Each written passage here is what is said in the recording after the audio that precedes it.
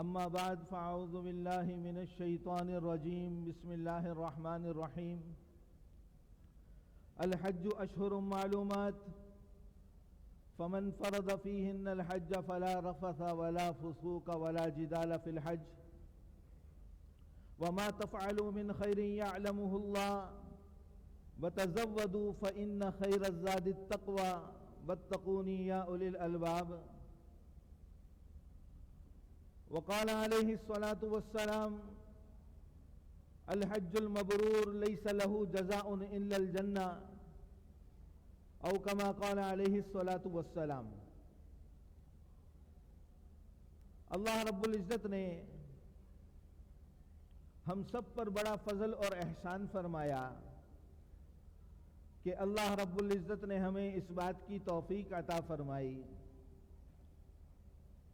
کہ ہم نے حج کو جانے کے لیے بیت اللہ کی حاضری کے لیے آپ علیہ الصلاۃ والسلام کے مبارک روضے کی حاضری کے لیے ظاہری طور پر سارے انتظامات پورے کر لیے ہیں، اور عنقریب ہم سب انشاءاللہ اللہ کے گھر کی زیارت کو، اللہ کے حبیب علیہ الصلاۃ والسلام کے مبارک روضے کی زیارت کو ہم روانہ ہوں گے اور ہمیں یہ مبارک حاضری نصیب ہوگی۔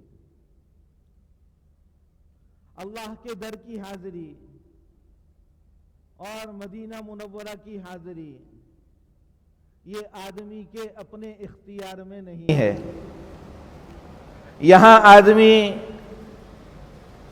اپنی مال کی بنیاد پر، اپنے عہدے کی بنیاد پر، اپنی قوم کی بنیاد پر نہیں جا سکتا۔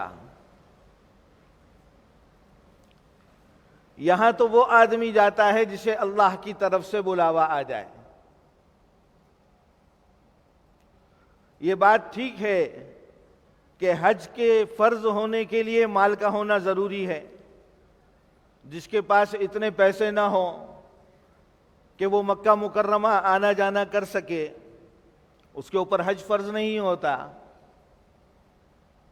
لیکن مال ہونے کے باوجود حج پر جائے گا وہ جسے اللہ کی طرف سے اجازت ملے گی، جسے اللہ کی طرف سے قبولیت ملے گی۔ ہم نے بھی بہت سے دیکھے، آپ نے بھی بہت سے دیکھے ہوں گے کہ ان کے پاسپورٹ پر دنیا کے بہت سے ملکوں کا ویزا ہے اور بہت سے ممالک کا انہوں نے سفر کیا، لیکن حج پر جانا نصیب نہیں ہوا۔ اور ہم نے بھی بہت سے لوگوں کو دیکھا، آپ بھی بہت سے لوگوں کو دیکھیں گے کہ جن کو حج پر دیکھ کر حیرت ہوگی کہ یہ کیسے آ گیا، یہ کیسے آ گیا۔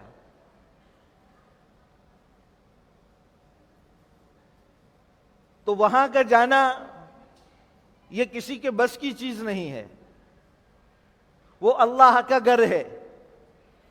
ہر ایک کو اللہ نہیں بلاتے، جس طرح میں اپنے گھر میں ہر ایک کو نہیں بلاتا۔ ہماری بھی عادت ہوتی ہے نا، ہر ایک کو تو اپنے گھر میں نہیں لے جاتے۔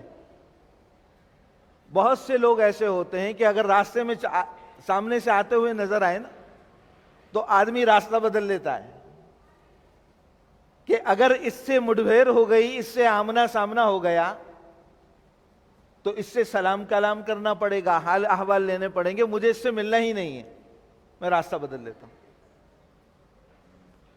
بہت سارے ایسے لوگ ہوتے ہیں جو مل جائیں تو آدمی ان سے اچھے انداز میں مل لیتا ہے، خیر خیریت پوچھ کر رخصت ہو جاتے ہیں ایک دوسرے سے۔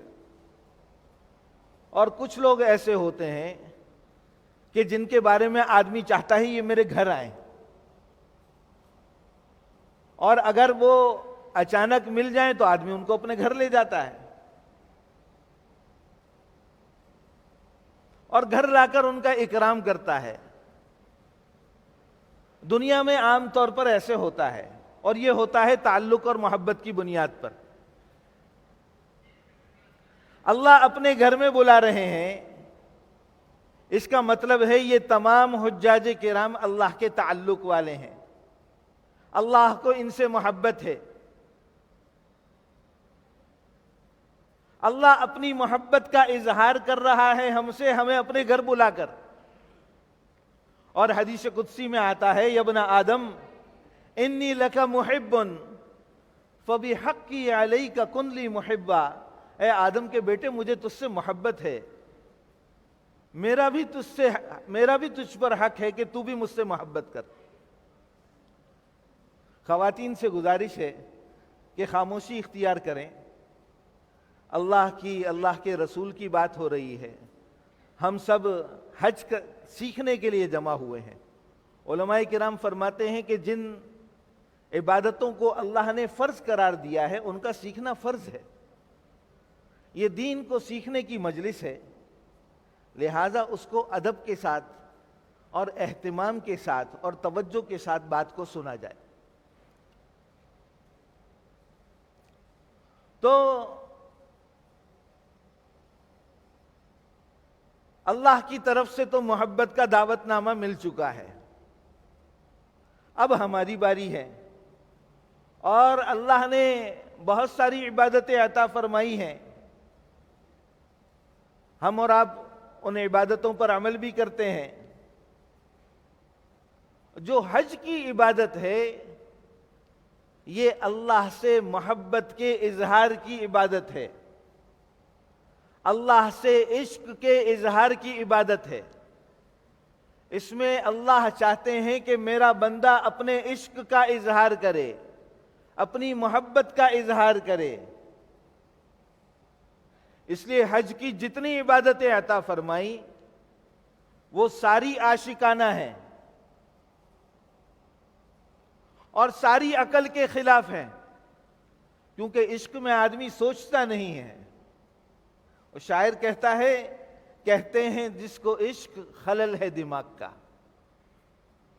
عاشق وہ سوچتا نہیں ہے، اس کو تو ایک ہی دھن ہوتی ہے کہ میرا محبوب راضی ہو جائے، مجھے میرے محبوب کی توجہ مل جائے، میرا محبوب مجھے محبت بھری نگاہ سے دیکھ لے.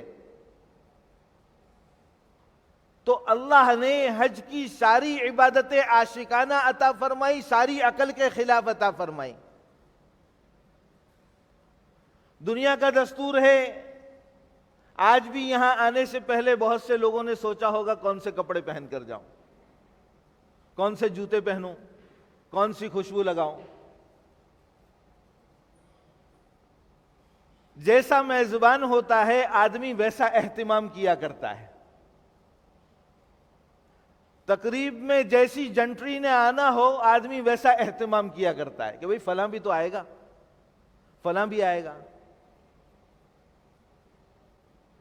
شہنشاہوں کا شہنشاہ اور بادشاہوں کا بادشاہ اپنے گھر بلا رہا ہے اور کہہ رہا ہے کہ بہترین لباس تو بہت دور کی بات، سلا ہوا لباس پہن کر آنے کی بھی اجازت نہیں ہے. اوڑھو دو کفن کی چادریں اور پاؤں میں جوتا بھی ایسا پہنو کہ پاؤں ننگا نظر آئے. اب بال بکھر جائیں تو کنگھی کرنے کی اجازت نہیں ہے، جسم پر میل کچیل لگ جائے تو اسے دور کرنے کی اجازت نہیں ہے، جسم سے بو آنے لگے تو خوشبو لگانے کی اجازت نہیں ہے. اور دیوانہ وار چلاتے ہوئے آؤ لبیک اللہم لبیک لبیک لا شریک لک لبیک ان الحمد والنعمت لک والملک لا شریک لک. پھر اپنے گھر بلائیں گے، کہیں گے عاشق بن کر آئے ہو، عاشق تو اپنے محبوب کے گھر کے گرد چکر لگاتا ہے، یہ تمہارے محبوب کا گھر ہے لگاؤ چکر. اب حاجی طواف کرتا ہے، بیت اللہ کے گرد چکر لگاتا ہے جیسے عاشق اپنے محبوب کے گھر کے گرد چکر لگاتا ہے، اور کہا جائے گا عاشق اپنے محبوب کے گھر کی دیواروں کو چومتا ہے، یہ تمہارے محبوب کا گھر ہے. حاجی اب کبھی حجر اسود کے بوسے لیتا ہے، کبھی ملتزم سے چمٹ جاتا ہے. طواف پورا ہونے کے بعد حکم ہوگا کہ جاؤ صفا مروہ پر. تم سے پہلے کچھ عاشق آئے تھے، انہوں نے اپنے عشق کا ایسا اظہار کیا کہ مجھے بہت اچھا لگا. اب جب تک ان کی سنت ادا نہیں کرو گے تمہارا عمرہ بھی قبول نہیں, تمہارا حج بھی قبول نہیں. میرے ایک عاشق تھے جن کا نام ابراہیم تھا. میں نے ان سے کہا کہ اپنی اہلیہ کو, اپنی بیوی کو اور اپنے شیر خوار دودھ پیتے بچے کو ایک بے آباد وادی جس کا نام مکہ تھا وہاں پر چھوڑ کر چلے جاؤ, جہاں اسباب زندگی کوئی موجود نہیں, نہ پانی ہے نہ کھانے کی کوئی چیز ہے. میرے خلیل نے, میرے ابراہیم نے کہا لبیک اللہم لبیک, اے اللہ میں حاضر ہوں. لبیک کیا ہے؟ اللہ میں حاضر, جو تو نے حکم دیا اس کے سامنے میری گردن جھکی ہوئی ہے. اب یہ ابراہیم اپنی بیوی کو اور اپنے دودھ پیتے بچے کو مکہ میں چھوڑ کر چلے گئے. ایک کھجور کی تھیلی اور ایک مشکیزہ پانی ہے ان کے پاس. وہ کھجوریں ختم ہو گئیں, وہ پانی ختم ہو گیا, وہ بچہ پیاس سے اور بھوک سے بلکنے لگا اور ماں کا دل بچے کی بھوک کو دیکھ کر تڑپنے لگا. وہاں ایک پہاڑی تھی جس کو صفا کہتے تھے, وہ مائی ہاجرہ وہاں چڑھی, دیکھ رہی ہے دور دور تک کوئی قافلہ نظر نہیں آ رہا. پھر دوڑ کر دوسری پہاڑی مروہ پر چڑھی, وہاں سے دیکھ رہی ہے کوئی قافلہ نظر آ جائے, کچھ کھانے کا انتظام ہو جائے, کچھ پینے کا انتظام ہو جائے, میرے بچے کی بھوک ختم ہو جائے, میرے بچے کی پیاس ختم ہو جائے. لیکن وہاں تو دور دور تک کوئی نہیں. ادھر ننھے اسماعیل ایڑیاں رگڑ رہے ہیں. ان کے ایڑیاں رگڑنے پر, مائی ہاجرہ کے صفا اور مروہ پر دوڑنے پر اللہ نے جبرائیل کو بھیجا اور قیامت تک کے لیے عشق کی نشانی زمزم عطا فرمائی. ایسا پانی عطا فرمایا جو جنت کے پانی سے افضل ہے. آپ علیہ الصلوۃ والسلام کی حیات مبارکہ میں 2 مرتبہ فرشتوں نے آ کر سینہ چاک کیا ہے اور دل مبارک کو دھویا ہے. سیرت کی کتابوں میں آپ لوگوں نے پڑھا ہوگا. تو دونوں مرتبہ چھری جنت سے آئی اور تست جس کے اندر دل مبارک کو نکال کر رکھا گیا وہ بھی جنت سے آیا. پانی جنت سے نہیں آیا دھونے کے لیے, پانی زمزم کا استعمال کیا گیا. اس لیے علماء فرماتے ہیں کہ زمزم کا پانی جنت کے پانی سے بھی افضل. تو یہ عشق کی یادگار ہے. حکم ہوگا کہ وہ جو مائی ہاجرہ دوڑی تھی میری محبت میں, جب تک اس کی سنت ادا نہیں کرو گے تمہارا عمرہ قبول نہیں کروں گا. اب حاجی صفا اور مروہ پر دوڑ لگاتا ہے اس مائی ہاجرہ کی سنت کو ادا کر دے کے. اس کے بعد حکم ہوگا کہ اپنے بال کٹوا لو. عربوں میں جب غلام اور باندیوں کا رواج تھا, اس زمانے میں رواج تھا کہ انسان انسان کا غلام بنا کرتا تھا. ایک آقا ہوتا تھا, دوسرے اس کے غلام ہوتے تھے. تو اس زمانے میں یہ دستور تھا کہ جب کوئی غلام یا باندی کسی آقا کی ملکیت میں آتے تھے تو اس کے پیشانی کے بال کاٹ کر آقا کے قدموں میں ڈال دیے جاتے تھے. اور یہ علامت اور نشانی ہوتی تھی اس بات کی کہ یہ غلام اور باندی اب اپنے آقا کی نافرمانی نہیں کریں گے, اس کے حکم کی خلاف ورزی نہیں کریں گے, اس کی ساری باتیں مانیں گے, اس میں چوں چرا نہیں کریں گے. تو حکم ہوگا کہ اب اپنے بالوں کو کاٹو اور ہمارے سامنے ڈال دو اور اعلان کرو اس بات کا کہ اب ہماری نافرمانی نہیں کرو. پھر اس کے بعد 8 ذی الحجہ جب آئے گی تو حکم ہوگا کیوں آئے تھے, بیت اللہ کو دیکھنے آئے تھے یا ہماری محبت میں آئے تھے. جس بیت اللہ کو دیکھنے کے لیے ساری عمر تڑپتے رہے, پیسے جمع کرتے رہے, بیوی بچوں کی جدائی کو برداشت کیا, اب اس بیت اللہ کو بھی چھوڑ دو. اور مینا چلے جاؤ. پھر مینا سے حکم ہوگا عرفات چلے جاؤ, عرفات سے حکم ہوگا مزدلفہ چلے جاؤ, اور پھر مزدلفہ سے دوبارہ مینا لائیں گے اور کہیں گے یہ جو سامنے پتھر کے 3 ستون بنے ہوئے ہیں اس پر پتھر مارو, کہ میرے ایک خلیل کو, میرے ایک عاشق کو میں نے حکم دیا کہ اپنے بیٹے کی گردن پر چھری چلا لے.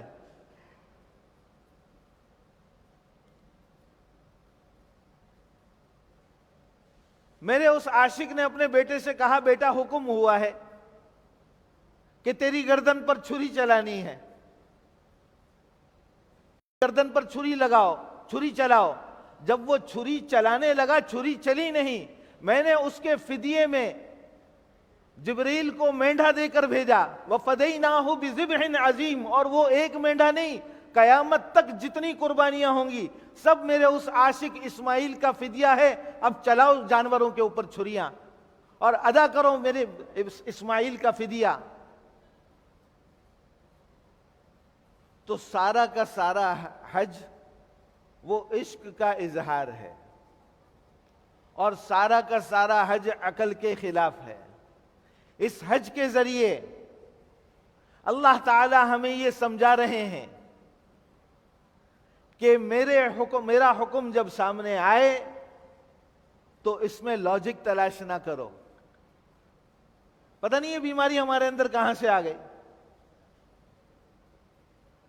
کہتے ہیں جی ہمیں سمجھ میں نہیں آ رہا, اس کی لاجک کیا ہے, اس کی حکمت کیا ہے. بھئی اللہ کا حکم اگر ہماری عقل سے سمجھ میں آ جائے تو وحی کی ضرورت کیا تھی؟ اللہ کو 23 سال تک وحی بھیجنے کی, قرآن کو اتارنے کی ضرورت کیا تھی جب تم اتنے سمجھدار تھے؟ حج کے ذریعے اللہ ہم سے سمجھا رہے ہیں, ہمیں سمجھا رہے ہیں. یہ جو حج کی فلائٹ شروع ہوتے ہی, بلکہ اس سے پہلے سے ہی جس طرح ہم ایک ایک بات پوچھتے ہیں, مفتی صاحب کیا کریں, کیسے کریں, چپل کیسی پہنوں, احرام کون سا لوں, صابن کون سا استعمال ہوگا, ایسا کریں گے تو کیا ہوگا, ویسا کریں گے تو کیا ہوگا, یہ ہو جائے گا تو کیا ہوگا. یہ اللہ رب العزت تربیت کر رہے ہیں ہماری کہ صرف حج میرا حکم نہیں ہے, 24 گھنٹے کی زندگی میں ہر کام پوچھ پوچھ کر کرو, ہر کام یہ جان کر کرو کہ اس میں اللہ کا کیا حکم ہے. کہیں اللہ ناراض تو نہیں ہو جائیں گے؟ مفتی صاحب میرا حج تو ہو جائے گا نا, میرے ساتھ یہ مسئلہ ہے, میرا حج تو ہو جائے گا نا. تو اللہ نے ایک حکم کی ایسی تڑپ ہمارے دلوں کے اندر لگا دی کہ اس میں ہم کوئی کام بغیر پوچھے کرنے کے لیے تیار نہیں ہیں. بعض اوقات مفتی صاحب پریشان ہو جاتے ہیں کہ میں کیا کروں, اور بعض اوقات مفتی صاحب کے ساتھ جو لوگ کمرے میں ٹھہرے ہوتے ہیں وہ پریشان ہو جاتے ہیں کہ آپ کا تو فون ہی بند نہیں ہو رہا. تو ایک حکم کی تڑپ اللہ نے ہمارے اندر پیدا کر دی, اور ساتھ ہی یہ بات سمجھا دی کہ 24 گھنٹے کی زندگی مسلمان کا دین ہے. حضرت سلمان فارسی رضی اللہ تعالیٰ عنہ سے ایک کافر نے پوچھا کہ کیا تمہارے نبی تمہیں بیت الخلاء میں جانے کا طریقہ بھی سکھاتے ہیں؟ تو انہوں نے کہا ہاں الحمدللہ, ہمارے نبی ہمیں بیت الخلاء میں جانے کا طریقہ بھی سکھاتے ہیں. ہر چیز اللہ کے حبیب علیہ الصلوۃ والسلام نے سکھائی ہے, اور اگر 24 گھنٹے کی زندگی ہم اس طرح گزاریں جس طرح آپ علیہ الصلوۃ والسلام نے بتائی ہے, تو ہمارا کھانا, ہمارا پینا, ہمارا بیٹھنا, ہمارا اٹھنا, ہمارا سونا, ہمارا جاگنا, حتیٰ کہ ہمارا بیت الخلاء میں جانا بھی ہمیں اجر کا مستحق بنائے گا.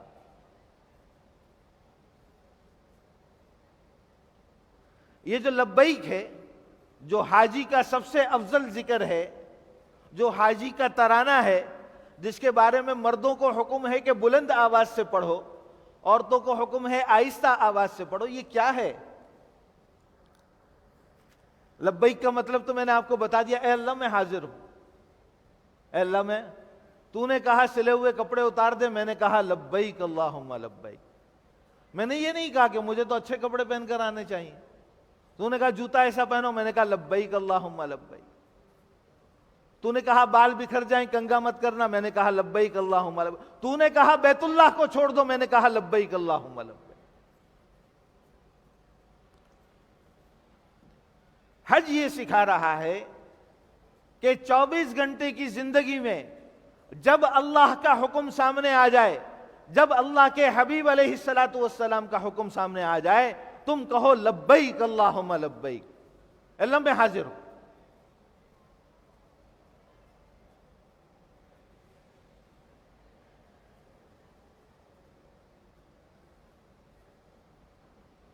اللہ رب العزت ہمیں حج پر جانے سے پہلے پہلے ان چیزوں کی سمجھ نصیب فرما دے.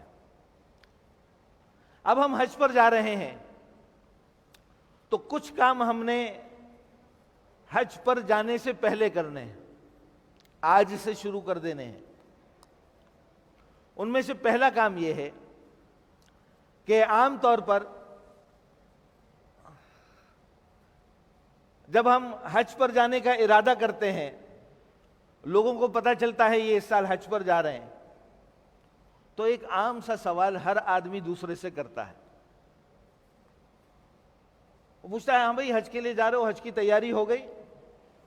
وہ کہتے ہیں ہاں جی حج کی تیاری ہو گئی. کیا تیاری کی؟ جی میں نے یونیورسل ایکسپریس سے پیکج لے لیا, مشہور کمپنی ہے, اور فلاں تاریخ کو میری فلائٹ ہے. پہلے ہم مدینہ منورہ جائیں گے, پھر ہم مکہ مکرمہ میں جائیں گے. مدینہ منورہ میں یہ ہوٹل ہے, مکہ میں یہ ہوٹل ہے, عزیزیہ میں فلاں بلڈنگ ہے, فلاں ہوٹل ہے, اور مینا میں نے یہ سروسز لے لی ہیں, کپڑے بھی سلوا لیے, جوتے بھی لے لیے, احرام بھی لے لیا. سننے والا کہتا ہے ماشاءاللہ, اور کہنے والا کہتا ہے الحمدللہ حج کی تیاری ہو گئی. حالانکہ یہ تو حج کی تیاری نہیں, یہ تو حج سہولت سے ہو جائے اس کی تیاری ہے. حج کی تیاری تو یہ ہے کہ حج کو سیکھا یا نہیں سیکھا, ہمیں حج کرنا آتا ہے یا نہیں آتا.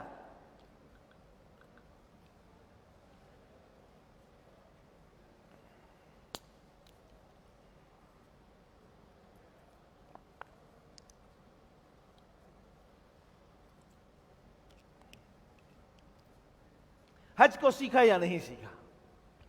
تو اگر آج سے پہلے حج سیکھنا شروع کر دیا ہے بہت اچھی بات.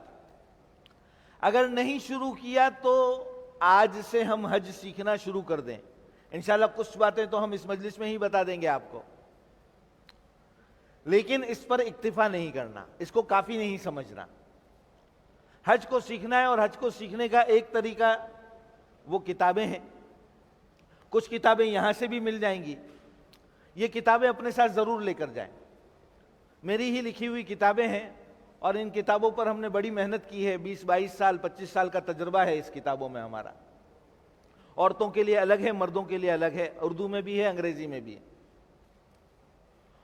تو ان کتابوں کو پڑھیے, کچھ وقت نکالیں. ویسے بھی آدمی کو کتاب پڑھنے کی عادت ڈالنی چاہیے. آدمی بہت ساری چیزوں سے محفوظ ہو جاتا ہے, ورنہ ہم تو سوتے بھی موبائل دیکھتے ہوئے ہیں اور اٹھتے بھی موبائل دیکھتے ہوئے. کتاب پڑھنے کی عادت ڈال. اور ابھی خاص طور پر حج کے مسائل کی کتابیں یہاں سے مل جائیں گی انشاءاللہ. اسی طرح حج کے فضائل کی کتابیں وہ پڑھنے کا اہتمام کریں. اور ان کتابوں میں کوئی بات سمجھ میں نہ آئے, یا ویسے ہی کوئی بات نہ سمجھ میں آئے, تو علماء کرام سے, مفتیان کرام سے ہم وقت لے کر, جن کو حج کا تجربہ ہو, ہم ان سے مسائل پوچھیں, ان سے مسائل سمجھیں.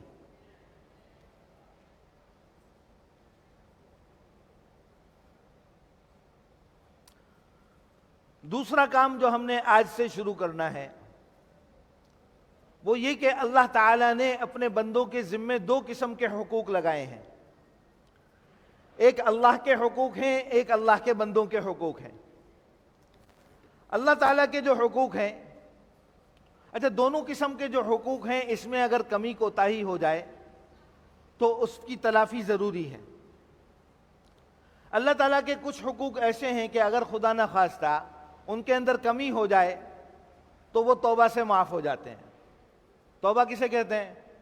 گناہ کو چھوڑ دے اور پچھلے پر ندامت ہو، آئندہ نہ کرنے کا عزم ہو، اے اللہ غلطی ہو گئی معاف کر دے، اب نہیں کروں گا، یہ توبہ ہے۔ اے اللہ غلطی ہو گئی معاف کر دے، اب نہیں کروں گا۔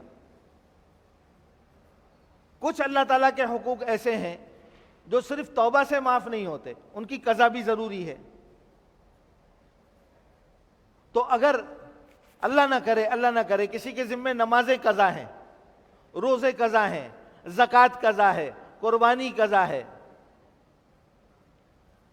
تو ان کی قضا بھی کرنی ہوگی اور توبہ بھی کرنی ہوگی۔ تو وہ ہم آج سے شروع کر دیں اور کوشش کریں اس بات کی کہ حج پر جانے سے پہلے اللہ تعالیٰ کا جو یہ قرض ہے ہمارے ذمے وہ ہم ادا کر چکے ہوں۔ دوسری قسم کے حقوق وہ اللہ کے بندوں کے حقوق ہیں، ماں باپ کے حقوق، بیوی بچوں کے حقوق، دوستوں کے حقوق، پڑوسیوں کے حقوق۔ قانون اور ضابطہ یہ ہے کہ بندوں کے حقوق میں اگر کمی کوتاہی ہوئی ہے تو وہ اللہ اس وقت تک معاف نہیں فرمائیں گے جب تک بندہ معاف نہ کر دے۔ معاملہ سخت ہے۔ تو اگر خدا نہ خواستہ ہم سے اللہ کے بندوں کے حقوق میں کوئی حق تلفی ہو گئی ہے تو ہم اس کے لیے اللہ سے بھی معافی مانگیں گے، بندوں سے بھی معافی مانگیں گے۔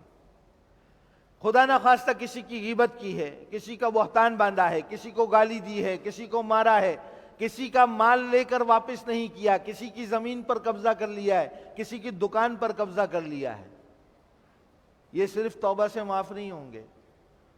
وہ حق جو ہمارے ذمے ہے وہ اس کو واپس دینا ہوگا اور اس سے معافی بھی مانگنی ہوگی۔ تو یا کوئی ہم سے ناراض ہے تو اس کو منانا ہے۔ تو کوشش کریں حج پر جانے سے پہلے یہ سارے حقوق بھی ان کی بھی تلافی ہو چکی ہو۔ اچھا، شیطان دماغ میں یہ ڈالتا ہے تیری غلطی تھوڑی تھی جو تو معافی مانگے، اس کی غلطی تھی۔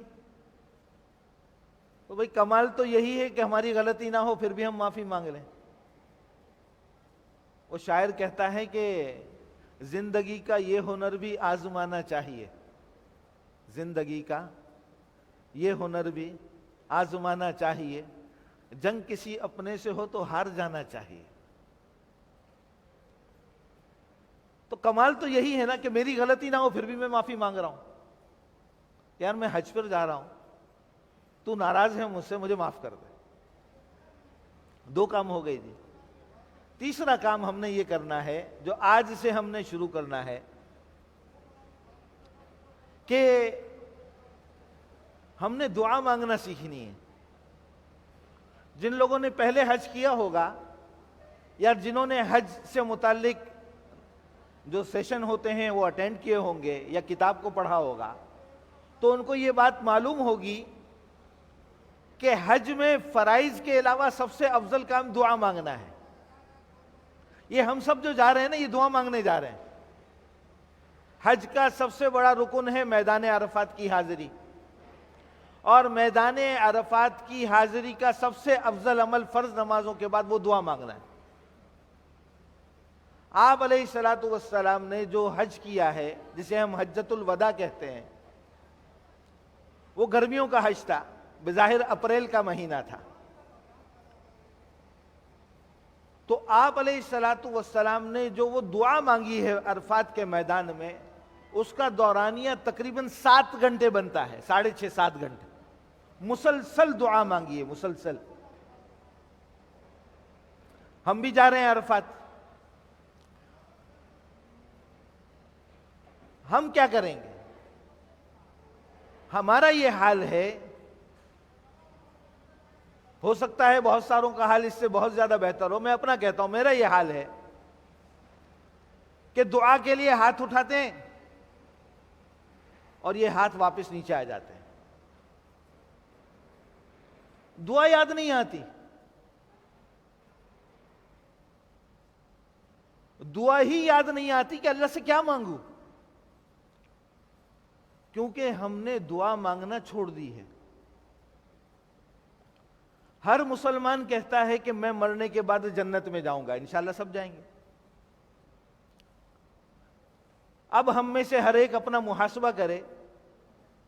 ایک سیکنڈ کے لیے یہ سوچیں کہ کل صبح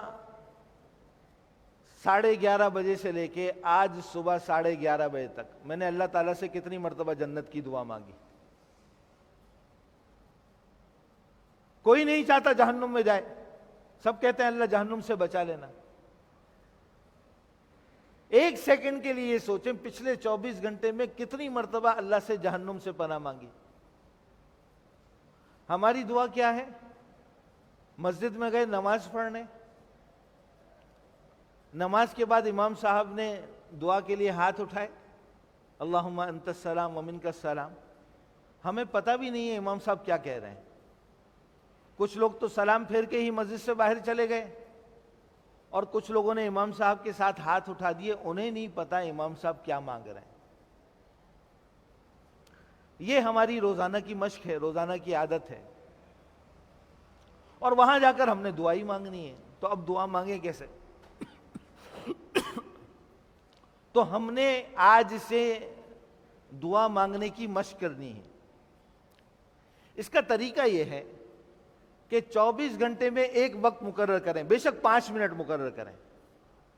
اس 5 منٹ کے اندر وضو کر کے قبلہ رخ ہو کر دو زانو اگر بیٹھ سکتے ہوں تو دو زانو بیٹھ جائیں، کرسی پر بیٹھنا ہے کرسی پر بیٹھ جائیں، آنکھیں بند کر لیں، اللہ کی طرف متوجہ ہو جائیں اور ہاتھ اٹھا لیں. اب ہم نے 5 منٹ تک یہ ہاتھ نیچے نہیں کرنے گھڑی دیکھ کر، چاہے کوئی دعا یاد آئے یا نہ آئے. آپ دیکھیں گے ایک آدھ دن کے اندر ہی آپ کو دعائیں یاد آنی شروع ہو جائیں گی. اور پھر آپ یہ بھی دیکھیں گے کہ یہ دورانیہ اب خود بخود بڑھنا شروع ہوگا. اب 5 منٹ کم لگنے لگیں گے. روزانہ دعا مانگیں گے، روزانہ دعا کی طاقت کے اندر اضافہ ہوگا. پھر آپ کو انشاءاللہ اللہ سے باتیں کرنے میں مزہ آنے لگے گا. پھر دعا ختم کرنے کا دل نہیں ہوگا. آج دعا مانگنے کا دل نہیں ہوتا نا. ایک وقت آئے گا انشاءاللہ جب آپ دعا مانگنے کی مشق کریں گے کہ دعا ختم کرنے کا دل نہیں ہوگا. ہم نے کوشش کی اس بات کی کہ کچھ دعاؤں کو جو آپ علیہ الصلوۃ والسلام سے ثابت ہیں خاص طور پر ان کو اردو میں جمع کیا جائے تاکہ لوگوں کو دعا کا ایک ذخیرہ مل جائے، انداز آ جائے کہ اس طرح مانگنی چاہیے. کیونکہ عربی سے تو ہم ناواقف ہیں، اور آدمی مانگتا وہ ہے جس کا مطلب اس کو معلوم ہو. دعا تو مانگنے کو کہتے ہیں، دعا پڑھنے کو نہیں کہتے. تو اس لیے ہم نے ایک چھوٹی سی کتاب تیار کی ہے، اردو زبان میں ہے. شروع میں عادت ڈالنے کے لیے اس کو اپنے ہاتھ میں ڈال لیں، اس کو پڑھتے رہیں. اس میں آپ اردو پڑھتے رہیں گے، آپ کو دعا، پھر آپ جب وہ پڑھتے رہیں گے تو درمیان میں آپ کو اپنی دعائیں یاد آئیں گی تو دعا مانگنے کی عادت پڑ جائے گی. 3 کام ہو گئے جی. چوتھا کام جو ہم نے آج سے شروع کرنا ہے وہ ہم نے پیدل چلنا ہے. جب تک ہمیں ڈاکٹر نہیں کہتے ہم پیدل نہیں چلتے. اور اس وقت موجودہ زمانے میں عرفات 1 دن کا ہے، حج کا رکن اعظم ہے، 1 دن ہے. طواف زیارت پورے حج میں 1 مرتبہ ہے، ابھی میں بتاؤں گا. مینا 2-3 دن کے لیے جانا ہے، احرام 2-3 دن کے لیے باندھنا ہے، لیکن پیدل روز چلنا ہے. اور آدمی اتنا پیدل چلتا ہے کہ ہم کراچی میں اس کا تصور بھی نہیں کر سکتے اتنا پیدل چلنے کا. آج کل تو وہ گھڑیاں آ گئی ہیں نا جو بتا دیتی ہیں کہ آپ کتنا پیدل چلے ہیں. تو بعض اوقات 10 ذی الحجہ کو ایسا بھی ہوا ہے کہ 20-22 کلومیٹر چلنا پڑا ہے. تو اس کے لیے دو کام کرنے ہیں. ایک تو ابھی سے واک شروع کر دیں, پیدل چلنے کی عادت ڈالیں. دوسرا کام, جوتے اچھے خریدیں. ہزاروں ڈالر یونیورسل ایکسپریس کو دے دیے حج کرنے کے لیے, تاکہ حج آرام دہ ہو جائے. تو $100-200 جوتے پر بھی خرچ کر دیں. یہ آپ کے حج کو آرام دہ بنائیں گے, آپ کو پریشانی سے بچائیں گے. احرام کی حالت میں تو وہ عام طور پر ہوائی چپل پہنی جاتی ہے. اچھا, اس کے اوپر اگر سلائی ہوئی ہو تو اس کو پہننے میں کوئی حرج نہیں ہے. عام طور پر لوگ کہتے ہیں جی چپل پر سلائی ہوئی ہے, اور یہ سوچ کر کہ چپل کی سلائی منع ہے, وہ باٹا کی عجیب و غریب ایک چپل ملتی ہے, وہ لے کے چلے جاتے ہیں.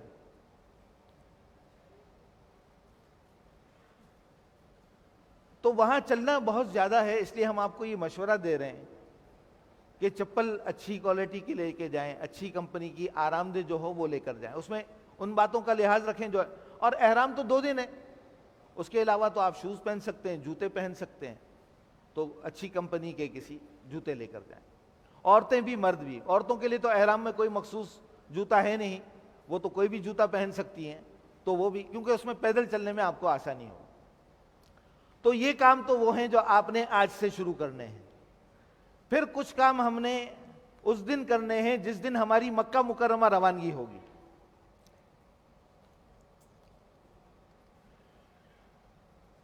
عام طور پر یونیورسل ایکسپریس والے شروع میں مدینہ منورہ جاتے ہیں, اور پھر وہاں سے مدینہ منورہ کے سفر سے فارغ ہونے کے بعد پھر عمرہ کرنے کے لیے مکہ آتے ہیں.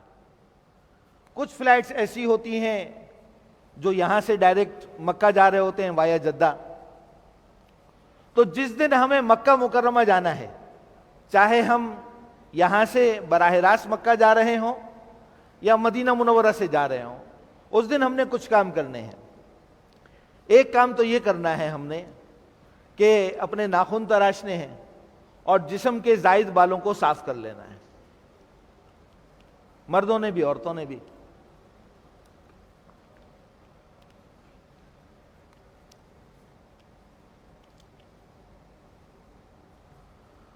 دوسرا کام ہم نے غسل کرنا ہے. غسل کے آپ کو معلوم ہے 3 فرض ہیں: منہ بھر کر کلی کرنا, ناک کی نرم ہڈی تک پانی کا پہنچانا, اور جسم پر اتنا پانی بہانا کہ بال برابر جگہ خشک نہ رہے. یہ غسل کے فرائض ہیں. اچھا, یہ غسل جو ہے یہ صفائی کا ہے, یہ پاکی کا غسل نہیں ہے. اس لیے وہ خواتین جو ان دنوں ایام سے ہوں وہ بھی یہ غسل کریں گی. غسل سے فارغ ہونے کے بعد ہم اپنے جسم پر خوشبو لگائیں گے, احرام کی چادروں پر اور احرام کے لباس پر خوشبو نہیں لگائیں گے. اگر بالوں میں تیل لگانا چاہیں, چاہے وہ خوشبودار ہو, تو احرام کی نیت سے پہلے وہ بھی لگایا جا سکتا ہے. اس کے بعد ہم نے 2 رکعت پڑھنی ہے. یہ نفل نماز ہے, یہ احرام سے پہلے پڑھی جاتی ہے. اگر مکروہ وقت نہ ہو, دن میں 3 اوقات ایسے ہیں جس میں نفل نماز پڑھنا وہ مکروہ ہے, منع ہے.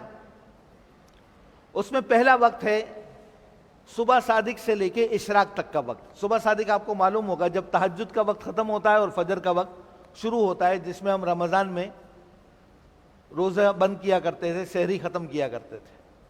اسے صبح صادق کہتے ہیں. صبح صادق سے لے کے اشراق تک. اشراق ایک نفل نماز کا نام ہے جو سورج کے طلوع ہونے کے 15-20 منٹ بعد پڑھی جاتی ہے.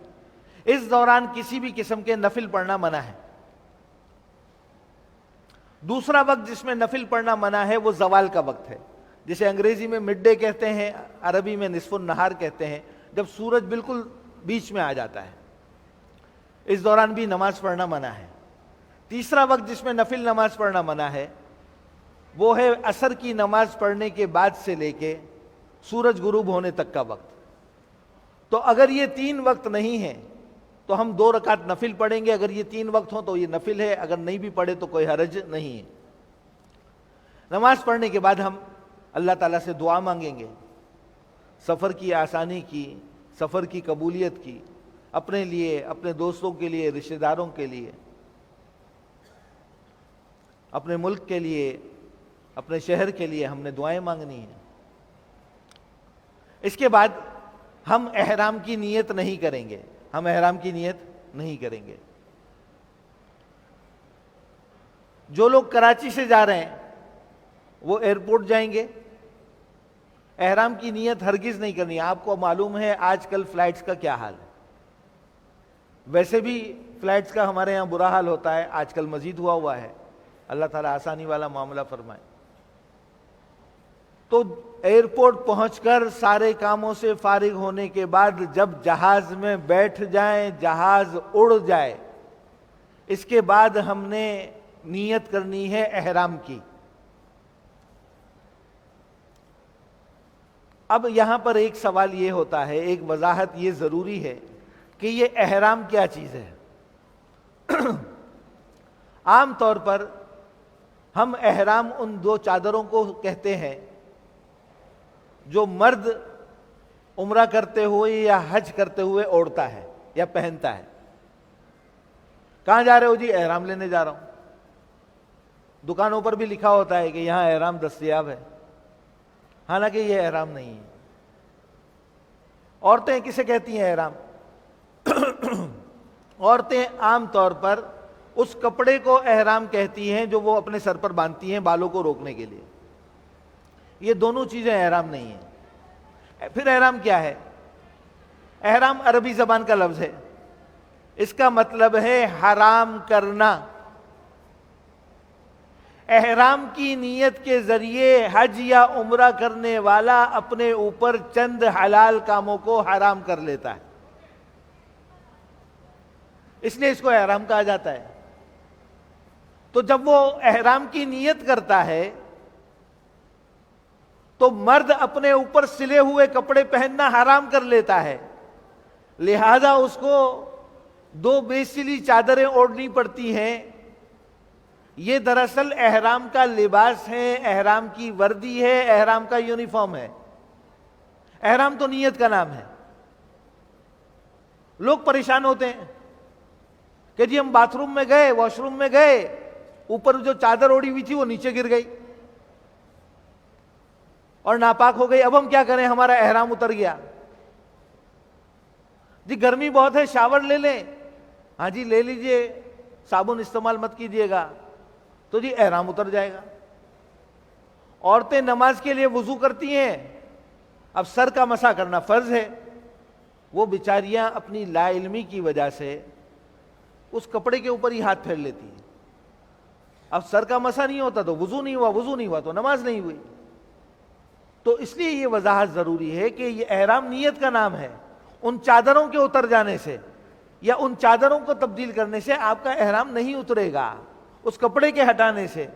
اول تو وہ کپڑا باندھنا ضروری نہیں ہے، لیکن اگر کسی نے باندھا ہوا ہے اس کو اس نے کھول دیا تو اس سے اس کا احرام نہیں کھلا۔ تو جہاز میں بیٹھنے کے بعد یہاں سے جو جدہ کی ڈائریکٹ فلائٹ ہوتی ہے نا، اس کا دورانیہ تقریباً 4 گھنٹے ہوتا ہے تقریباً، اور لینڈنگ سے تقریباً آدھا گھنٹہ پہلے میقات آتی ہے، جس سے پہلے احرام کی نیت کرنا ضروری ہے۔ ٹھیک ہے، عام طور پر جہازوں میں اعلان ہوتا ہے، لیکن اعلان ہو یا نہ ہو، ہم جہاز میں بیٹھنے کے تقریباً 2-2.5 گھنٹے کے بعد ہم احرام کی نیت اگر میکسیمم لیٹ کرنا چاہیں تو کر سکتے ہیں، ورنہ جہاز اڑ جائے تو پھر احرام کی نیت کر لیں۔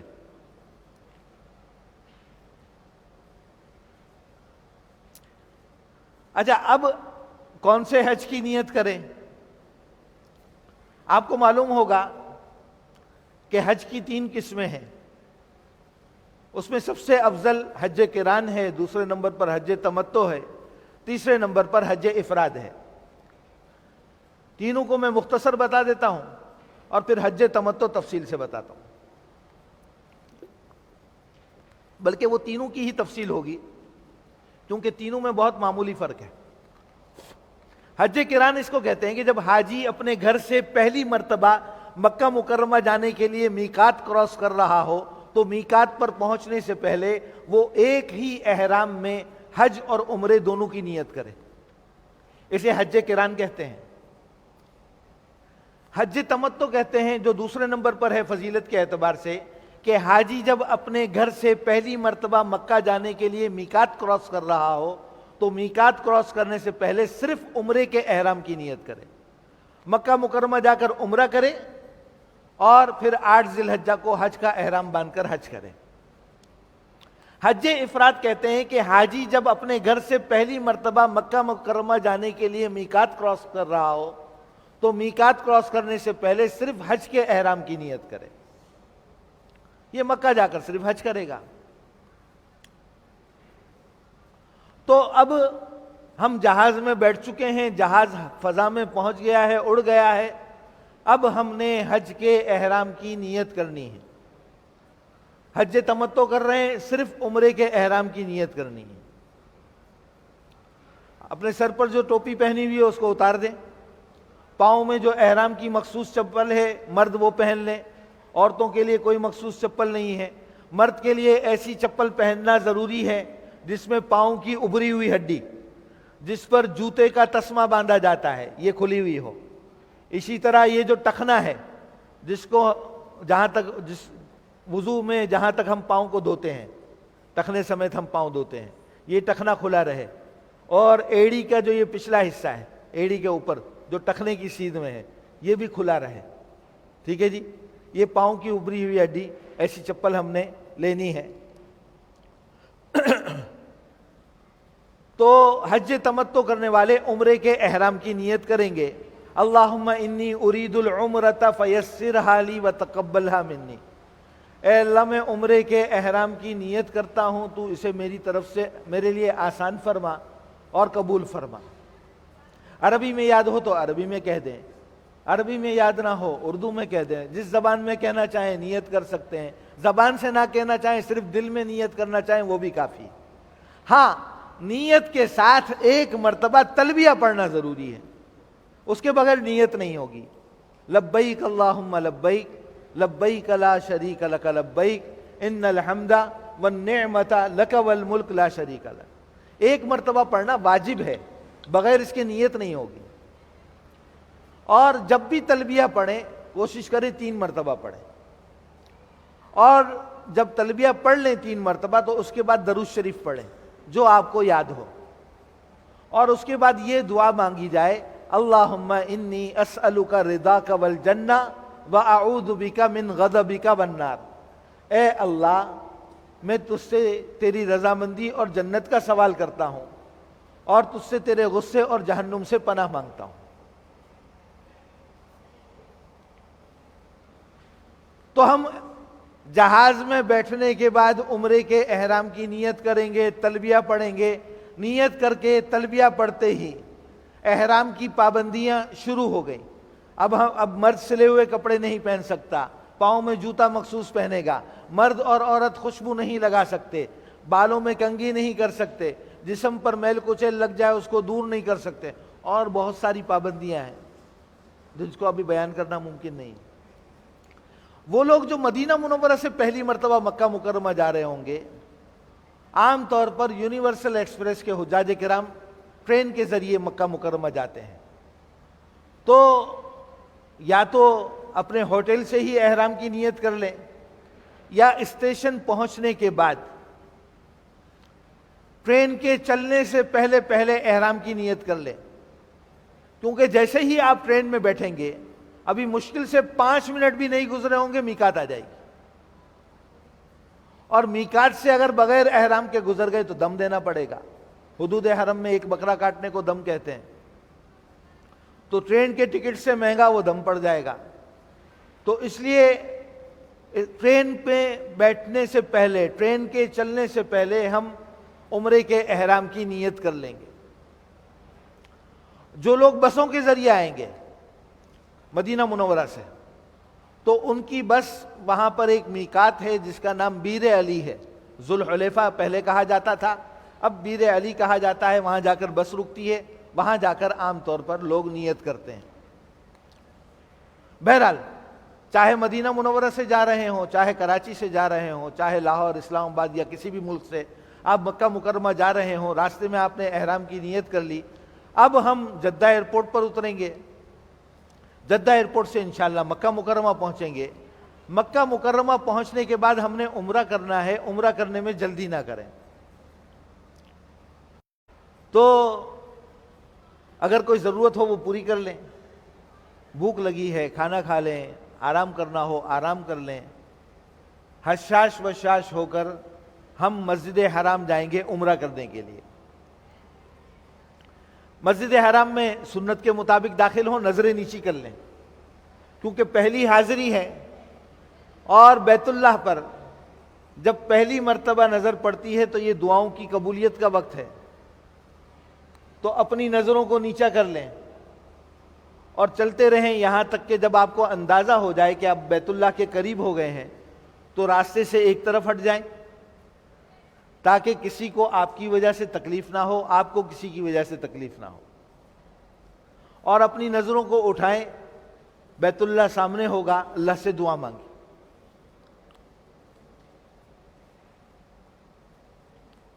دعا سے فارغ ہونے کے بعد اب ہم نے طواف کرنا شروع کرنا ہے، طواف کرنا ہے۔ تو مرد حضرات انہوں نے احرام کی چادر اوڑھی ہوئی ہوگی، اوپر ایک کی لنگی بنائی ہوئی ہوگی۔ تو عام طور پر احرام کی چادر ویسے ہی اوڑھی جاتی ہے جیسے ہم عام طور پر چادر اوڑھتے ہیں، شال وغیرہ اوڑھتے ہیں، دونوں کندھے ڈھکے ہوئے ہوتے ہیں۔ عمرے کا طواف شروع کرنے سے پہلے مردوں نے جو اوپر چادر اوڑھی ہوئی ہے اس کے دائیں پلو کو دائیں بغل کے نیچے سے نکال کر بائیں کندھے پر ڈال دیں گے کہ دایاں کندھا ننگا ہو جائے۔ اسے اجتباء کہا جاتا ہے۔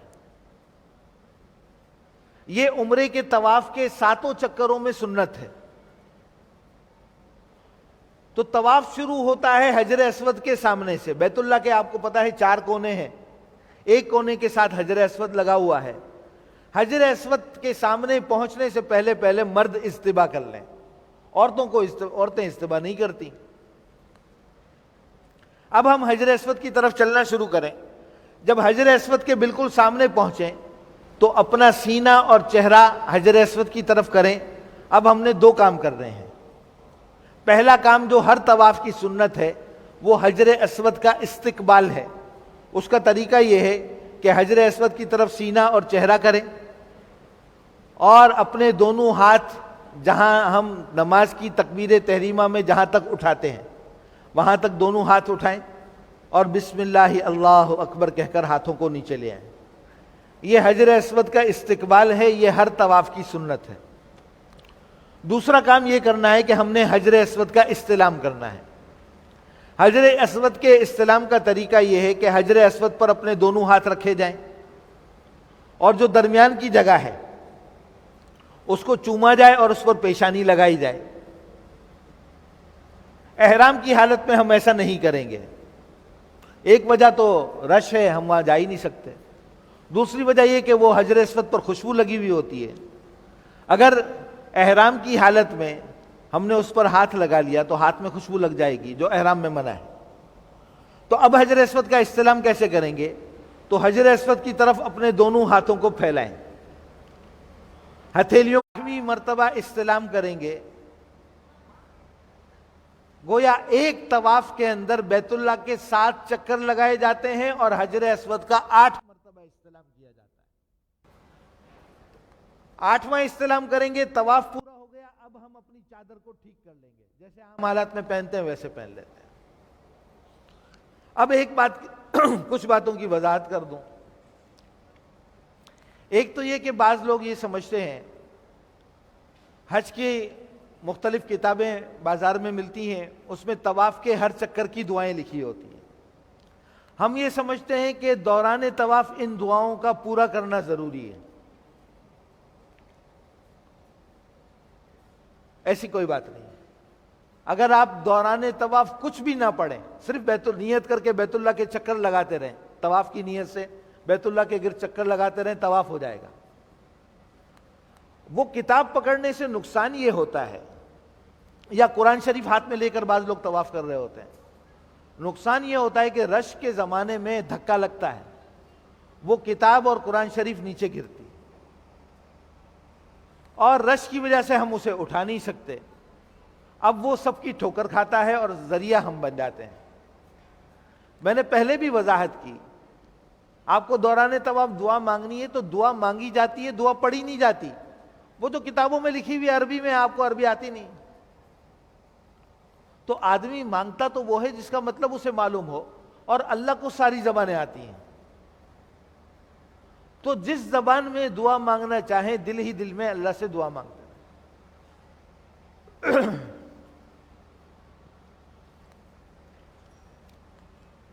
عمرے کا طواف شروع کرتے ہی تلبیہ ختم ہو جائے گا، عمرے کا طواف شروع کرتے، اس لیے طواف کے دوران تلبیہ نہیں پڑھیں گے۔ دوسرا کام جو خاص طور پر دوسرا کام خواتین کے لیے ہے، جو احتیاط ہے، وہ یہ کہ حرم شریف میں کانچ کی چوڑیاں پہن کر نہ جائیں، حرم شریف میں کانچ کی چوڑیاں پہن کر نہ جائیں۔ اس کی وجہ یہ ہے کہ وہ چوڑیاں بعض اوقات ٹوٹ جاتی ہیں اور عمرہ کرنے والوں کے اور طواف کرنے والوں کے پاؤں میں چبھتی ہیں، جس کی وجہ سے ان کا وضو ٹوٹ جاتا ہے، خون نکل آتا ہے، وضو ٹوٹ جاتا ہے، اور بغیر وضو کے طواف نہیں ہوتا۔ لہذا اس سفر میں یہ کانچ کی چوڑیوں سے پرہیز کر لیں۔ دوسرا کام، تیسرا کام ہو گیا بلکہ، آج کل ایک بہت بڑی بیماری آ گئی ہے ہمارے اندر، اور ہم دانستہ یا نادانستہ، جان بوجھ کر یا انجانے میں، ہم بیت اللہ کی اور حرم شریف کی بہت بڑی بے ادبی کر رہے ہیں۔ وہ یہ کہ پتہ نہیں کیسے یہ رواج پڑ گیا کہ طواف جوتے پہن کر کرنا ہے۔ پہلے تو یہ فوجی بھی جوتے نہیں پہنتے تھے حرم شریف میں، جو لوگ پہلے گئے ہوں گے ان کو اندازہ ہوگا، بعد میں انہوں نے پہننے شروع کر دیے، اب ساری قوم جوتے پہن کر طواف کر رہی ہے۔ بیت اللہ مسجد حرام کا ادب ہماری مسجدوں سے کہیں زیادہ ہے۔ کبھی کراچی کی کسی مسجد میں کوئی جوتا پہن کر گیا ہے، یا کسی نے کوشش کی ہے، یا اس کا تصور بھی کبھی ہمارے ذہن میں آیا ہے؟ پتہ نہیں وہاں کیوں ہم بے ادب بن جاتے ہیں۔ اس لیے گزارش یہ ہے، ہاتھ جوڑ کر گزارش کہ دیکھیں وہاں جوتا نہ پہنے طواف کرتے ہوئے۔ اگر آپ کے پاؤں دکھ گئے ہیں طواف کرتے کرتے تو آرام کر لیں، بیٹھ جائیں، بیت اللہ کی بے ادبی نہ کریں۔ اگلی بات یہ کہ ایک اور بیماری میں ہم مبتلا ہیں، وہ یہ کہ وہ سیلفی لینا ہے۔ ہر آدمی کیمرہ کے اندر ادا ہو گیا، جس میں بیت اللہ کی طرف پیٹھ تھی یا بیت اللہ کی طرف سینہ تھا تو طواف کا وہ حصہ شمار نہیں ہوگا۔ اب یہ سیلفی لینے والا اس کی کوشش ہوتی ہے کہ اس سیلفی میں بھی نظر آؤں، بیت اللہ بھی نظر آئے، تو یہ طواف کرتے کرتے جب سیلفی لیتا ہے تو اس کی پیٹھ بیت اللہ کی طرف ہو جاتی ہے اور طواف ادھورا رہ جاتا ہے۔ اور یقین کریں یہ جتنے وہاں پر سیلفیاں لے رہے ہوتے ہیں اور شکلیں بگاڑ کر سیلفی اسٹک لے کے گھوم رہے ہوتے ہیں، یہ واپس آ کر ایک مرتبہ اپنی تصویر نہیں دیکھتے، ایک مرتبہ اپنی ویڈیو نہیں دیکھتے، اور وہاں پر ہم اپنا طواف بھی ضائع کر رہے ہیں اور اپنی عبادتیں بھی ضائع کر رہے ہیں۔ اس لیے یہ سیلفی لینا یا تصویریں کھینچنا، بیت اللہ کی ہر اینگل سے تصویریں بہت اچھی کوالٹی کی، آپ کا موبائل ویسی تصویر کھینچ بھی نہیں سکتا، انٹرنیٹ پر اویلیبل ہے۔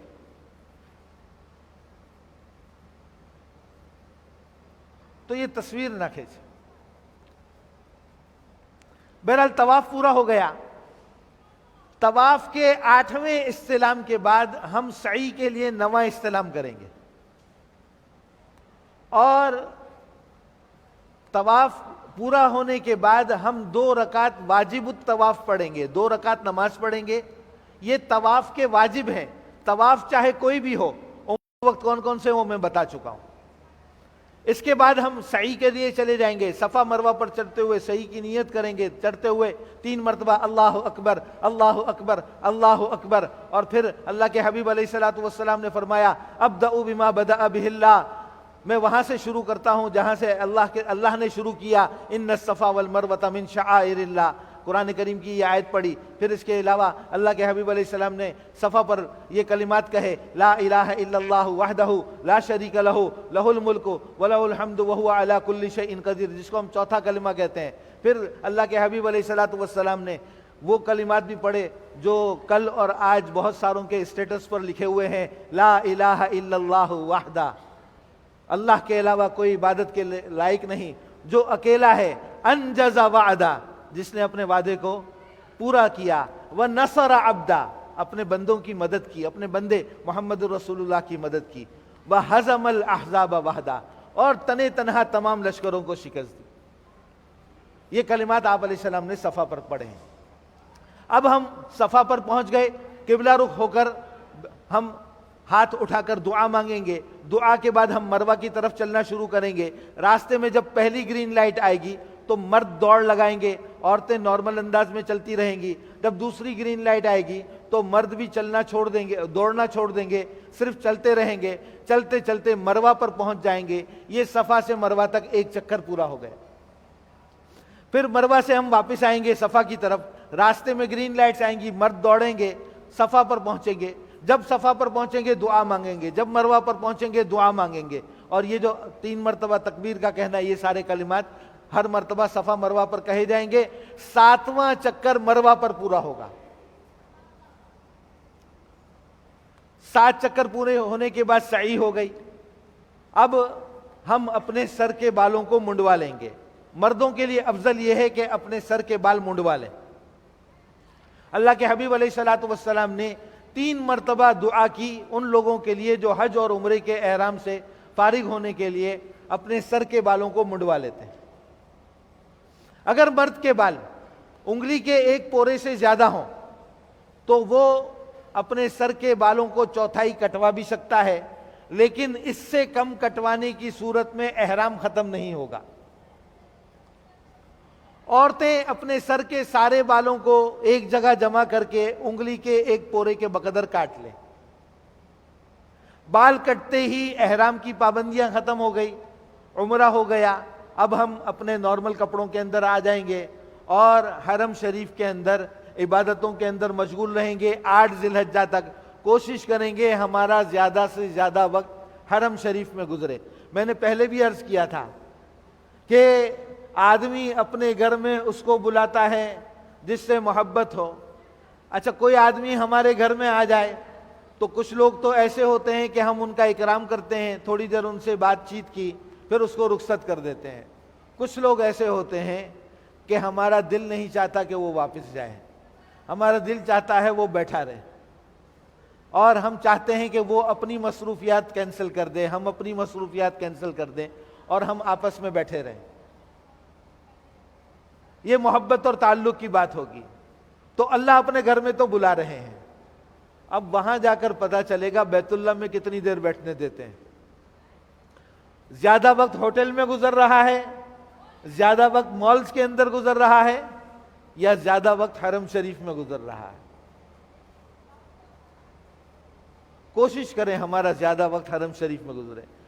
حرم شریف کی سب سے افضل عبادت وہ طواف کرنا ہے, زیادہ سے زیادہ طواف کریں. 8 ذی الحجہ کو ہم نے حج کا احرام باندھنا ہے. حج تمتع کیا تھا ہم نے.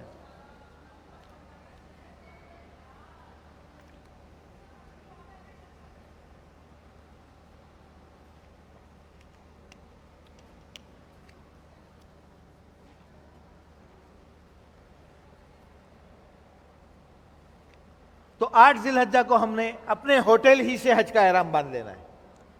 احرام باندھنے سے پہلے وہ سارے کام کرنے ہیں جو ہم نے عمرے کے احرام سے پہلے کیے. احرام باندھ لیں گے, 2 رکعت پڑھ کے احرام کی نیت بھی کر لیں گے, حج کے احرام کی نیت ہے. اس کے بعد ہم 8 ذی الحجہ کو انشاءاللہ منا روانہ ہو جائیں گے. کوشش کریں گے زوال سے پہلے پہلے منا پہنچ جائیں.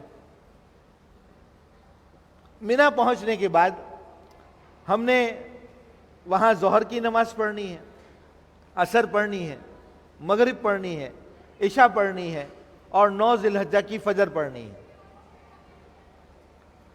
خواتین سے گزارش ہے کہ ان کی جو بہت زیادہ اہم باتیں ہیں نا, ان کو وہ تھوڑی دیر کے لیے روک لیں اور میری بات سن لیں، بڑی مہربانی ہوگی.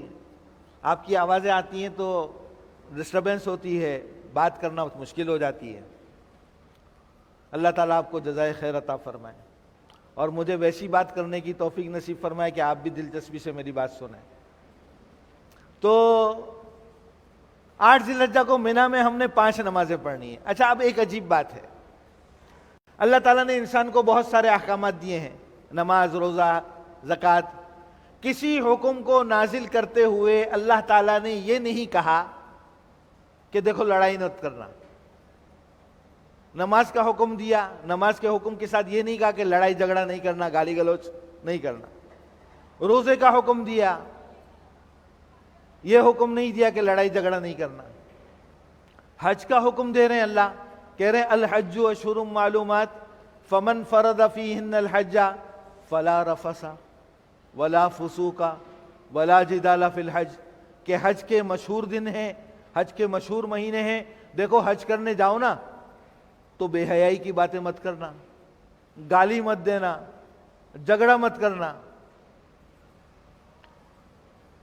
پتہ چلا کہ چانسز ہیں اس سفر میں، اس کے چانسز ہیں کہ کوئی نوبت ایسی آ سکتی ہے کہ آدمی گالی منہ سے نکل جائے گی، بے حیائی کی بات منہ سے نکل جائے گی اور جھگڑا ہو جائے گا. اللہ کے حبیب علیہ الصلوۃ والسلام نے فرمایا حج مبرور کا بدلہ جنت کے علاوہ کچھ نہیں، اور حج مبرور کی نشانیوں میں سے ایک نشانی یہ ہے کہ اس میں بے حیائی کی باتیں نہ ہوں، اس میں گالی نہ ہو، اس میں لڑائی جھگڑا نہ ہو.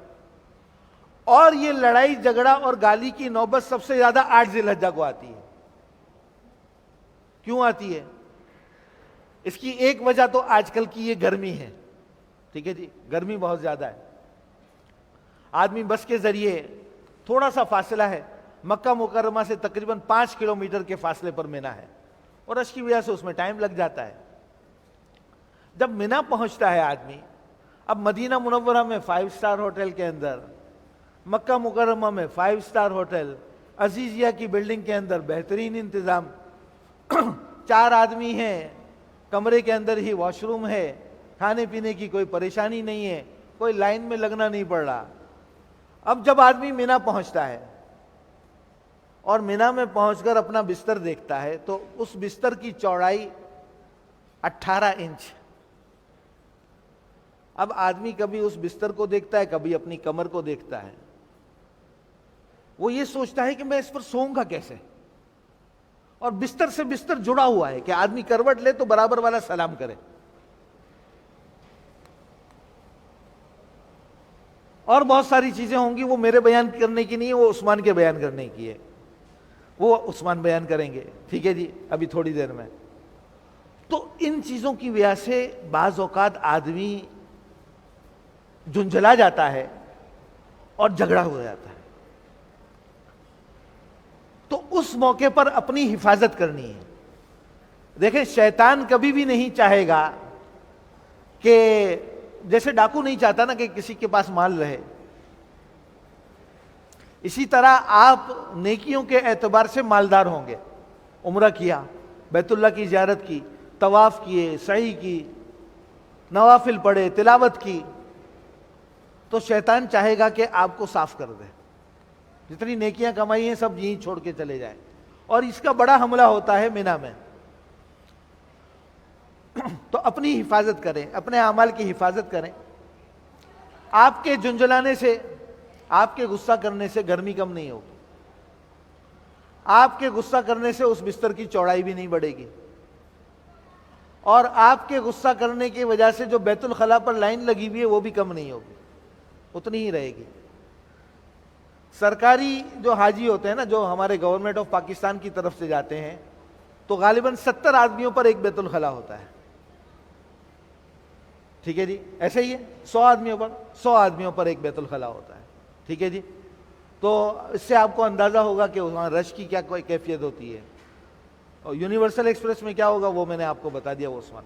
بہرحال مینا کا ایک بڑا عمل یہ ہے کہ آپ کو یہ بات معلوم ہوگی کہ حج اسلام کے آنے سے پہلے بھی ہوتا تھا، اور بعض روایت کے مطابق جب تک آپ علیہ الصلوۃ والسلام مکہ مکرمہ میں تھے، آپ علیہ الصلوۃ والسلام ہر سال حج کرتے تھے، اور یہ کافر لوگ بھی حج کیا کرتے تھے، اور دور دور سے لوگ آتے تھے مکہ مکرمہ کے اطراف سے، جزیرۃ العرب سے حج کرنے کے لیے۔ آپ علیہ الصلوۃ والسلام کو جب اللہ تعالیٰ نے نبوت عطا فرمائی تو آپ علیہ الصلوۃ والسلام مینا کے خیموں میں، جہاں سارے عرب کے لوگ آ کر اپنا ڈیرا ڈالتے تھے، آپ ان کے پاس جاتے تھے اور لوگوں کو اللہ کے دین کی دعوت دیا کرتے تھے۔ تو ایک مرتبہ آپ علیہ الصلوۃ والسلام مینا کے میدان میں لوگوں سے مل رہے تھے، مینا کی گھاٹی کے اندر، تو 6 لوگ بیٹھے ہوئے تھے۔ تعارف ہوا، پتہ چلا یثرب کے رہنے والے ہیں۔ آپ علیہ السلام نے ان کو اسلام کی دعوت دی، انہوں نے قبول کر لی، اور آپ علیہ الصلوۃ والسلام سے انہوں نے عرض کیا کہ ہم اگلے سال پھر اسی جگہ پر ملیں گے۔ اگلے سال یہ 12 لوگ آئے اور مسلمان ہوئے۔ پھر آپ علیہ السلام سے انہوں نے کہا اگلے سال ہم پھر آئیں گے، یہیں ملیں گے۔ تیسرے سال مینا کی اس گھاٹی کے اندر 72 لوگ مسلمان ہوئے، اور انہوں نے آپ علیہ الصلوۃ والسلام کو اپنے ساتھ یثرب چلنے کی دعوت دی کہ یہ مکہ والے آپ کو تنگ کرتے ہیں، آپ ہمارے ساتھ یثرب چلیں۔ اللہ تعالیٰ کی طرف سے اجازت مل گئی، آپ علیہ الصلوۃ والسلام نے مکہ مکرمہ کو چھوڑ کر یثرب کی طرف ہجرت کی۔ یثرب اس جگہ کو کہا جاتا ہے جو بیماریوں والی ہو، جو وبا والی ہو۔ آپ علیہ الصلوۃ والسلام کی برکت سے، اس ہجرت کی برکت سے، آپ علیہ الصلوۃ والسلام کی ذات مبارکہ، آپ علیہ الصلوۃ والسلام کے جسم مبارک کی برکت سے اللہ تعالی نے اس وبا والی زمین کو مدینہ طیبہ بنا دیا، جہاں دلوں کی بیماریاں دور ہو جاتی ہیں۔ جسم کی تو بہت چھوٹی سی چیز ہے، جہاں دلوں کی بیماریاں بھی دور ہو جاتی۔ تو یہ مینا کی گھاٹی، یہ سبب بنی مدینہ کی ہجرت کا، اور مدینہ منورہ کی ہجرت کے ذریعے اللہ نے سارے عالم کے انسانوں کو اسلام کی توفیق عطا فرمائی۔ اللہ تعالی ہمیں اس مبارک وادی کے اندر لے کر جا رہے ہیں، تو اپنے وقت کو مصروف رکھنے کا ایک طریقہ یہ ہے کہ اپنے خیموں سے باہر نکلیے، اور باہر نکل کر لوگوں کو تلاش کریں، کسی کا کلمہ ٹھیک کرائیں، کسی کا تلبیہ ٹھیک کرائیں۔ یہ ماشاءاللہ پڑھے لکھوں کا مجمع ہے، یہ بہت ساری چیزوں سے واقف ہے جو عام عوام واقف نہیں ہوتی۔ آپ کہیں گے کہ جی حج پر آیا ہوا شخص اس کو تلبیہ نہیں آتا، حج پر آیا ہوا شخص اس کو کلمہ نہیں آتا، تو ایسا ہوتا ہے۔ آپ ابھی چلے جائیں حاجی کیمپ پر، وہاں اندرون سندھ سے مجمع آیا ہوا ہوگا جو اپنی فلائٹ کے انتظار میں، جس نے حاجی کیمپ میں ڈیرا ڈالا ہوا ہوگا۔ آپ ان سے ملاقات کریں، آپ کو اندازہ ہوگا کہ اسلام کے قلعے پاکستان کے اندر مسلمان کا کیا حال ہے، ہم دینی اعتبار سے کتنے پسماندہ ہیں۔ اس بیچارے نے ساری زندگی پیسے جمع کیے ہیں اس آرزو کو پورا کرنے کے لیے کہ اللہ کا گھر دیکھوں گا، پیارے حبیب کا روزہ دیکھوں گا، اس کو اور کچھ نہیں آتا۔ تو ایسے لوگوں کا کلمہ ٹھیک کرا دیا، تلبیہ ٹھیک کرا دیا، آپ کا وقت گزر جائے گا اور نیکی کی دعوت ہو جائے گی، کمائی ہو جائے گی۔ ہماری وجہ سے کسی کا تلبیہ ٹھیک ہو جائے، کسی کا کلمہ ٹھیک ہو جائے، ہماری نجات کے لیے کافی ہو جائے گا کہ دھوپ میں کھڑے ہو کر دعا مانگیں۔ لیکن یہ بات یاد رکھیں، گرمی کا حج ہے، سخت گرمی ہوگی، اور عرفات کا دن تو سردیوں میں بھی گرم ہوتا ہے، تو اس لیے آپ نے یہ احتیاط کرنی ہے کہ اگر دھوپ میں کھڑے ہونے کی وجہ سے آپ کی طبیعت خراب ہو رہی ہے، سر میں درد ہو رہا ہے، تو آپ سائے میں چلے جائیں۔ آپ کو بھی آوازیں آ رہی ہیں عورتوں کی، یا صرف مجھے آ رہی ہیں؟ آ رہی ہیں بھئی، سب کو آ رہی ہیں آوازیں، تو میں سمجھا صرف مجھے آ رہی ہیں، تو بار بار وہم ہو رہا ہے۔ خیر کوئی بات نہیں، مینیج کرتے ہیں۔ تو عرفات پہنچ کر ہم نے دعا مانگنی ہے۔ دھوپ میں کھڑے ہونے میں طبیعت خراب ہونے کا اندیشہ ہو تو ہم نے دھوپ میں کھڑا نہیں ہونا، پھر سائے میں آ جانا ہے۔ اٹھتے بیٹھتے، کھڑی حالت میں، بیٹھے حالت میں، ہر حال میں دعا مانگنی ہے۔ عرفات کے میدان میں آپ علیہ الصلوۃ والسلام نے حج کا خطبہ دیا ہے، ظہر پڑھی ہے، عصر پڑھی ہے، اس کے بعد مسلسل دعا مانگی ہے، نہ کچھ کھایا ہے نہ کچھ پیا ہے۔ صحابہ کہنے لگے کہیں آپ علیہ السلام کا روزہ تو نہیں ہے؟ تو ام فضل رضی اللہ تعالیٰ عنہ نے کہا دودھ کا پیالہ پیش کرو، روزہ ہوگا تو منع کر دیں گے، ورنہ دودھ سے آپ علیہ السلام منع نہیں کریں گے۔ وہ دودھ کا پیالہ پیش کیا گیا، آپ علیہ السلام نے پی لیا، معلوم ہوا روزہ نہیں تھا، لیکن نہ کچھ کھایا نہ کچھ پیا، دعا مانگتے رہے۔ اس کے علاوہ تو ہم بھی دعاؤں میں مشغول ہوں، اور دعا میں نے بتایا کہ آج سے ہم دعا مانگنا شروع کر دیں تاکہ ہماری عادت پڑ جائے۔ اس کے علاوہ عرفات کے کچھ اعمال ہیں، 100 مرتبہ جیسے میں نے چوتھے کلمے کے کلمات کہے، اسی طرح جس کو ہم تیسرا کلمہ کہتے ہیں سبحان اللہ والحمد للہ ولا الہ الا اللہ واللہ اکبر، اسی طرح 100 مرتبہ سورہ اخلاص، قل هو اللہ احد والی سورت، اور اسی طرح درود شریف اللہم صلی علی محمد وعلی آل محمد کما صلیت علی ابراہیم وعلی آل ابراہیم انک حمید مجید۔ آخر میں اتنا سا بڑھانا ہے وعلینا معہم، وعلینا معہم، کہ اے اللہ تو محمد صلی اللہ علیہ وسلم اور ان کی آل پر رحمت بھیج، جیسے تو نے ابراہیم علیہ السلام اور ان کی آل پر رحمت بھیجی تھی، اور اے اللہ ان کے ساتھ ہم پر بھی وہ رحمت بھیج۔ یہ الفاظ جو آپ کتاب لیں گے یہاں سے اس میں لکھے ہوئے ہیں عرفات کے بیان میں۔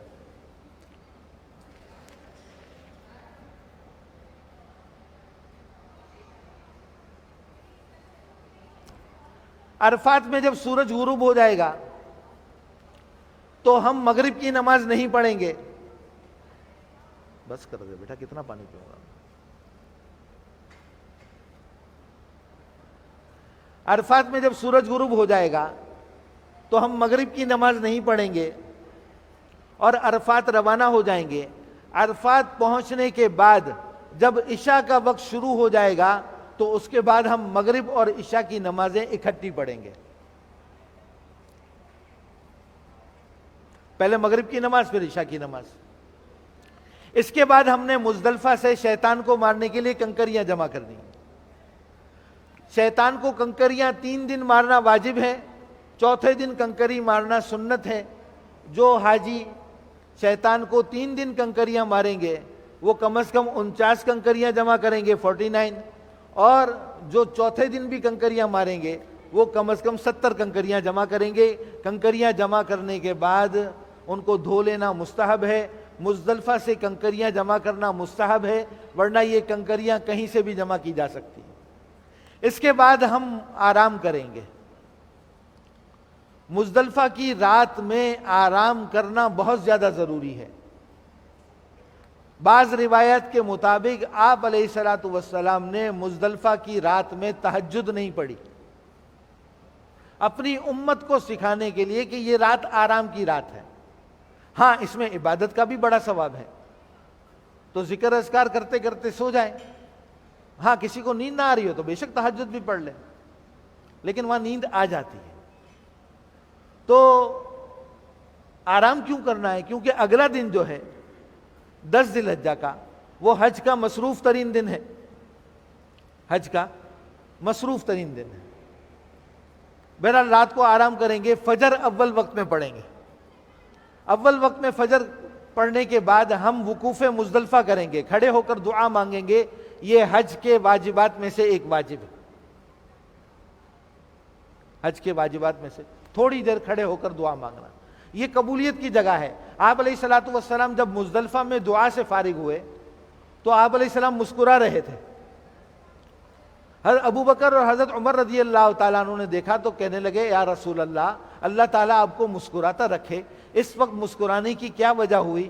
تو آپ علیہ السلام نے فرمایا کہ میں عرفات میں اللہ سے دعا مانگتا رہا، اے اللہ میری امت کو معاف کر دے، اے اللہ میری امت کو معاف کر دے، اے اللہ میری امت کو معاف کر دے۔ تو عرفات میں اللہ تعالیٰ کی طرف سے جواب آیا کہ ہم نے آپ کی ساری امت کو معاف کر دیا، لیکن آپ کی امت کے ظالموں کو معاف نہیں کریں گے۔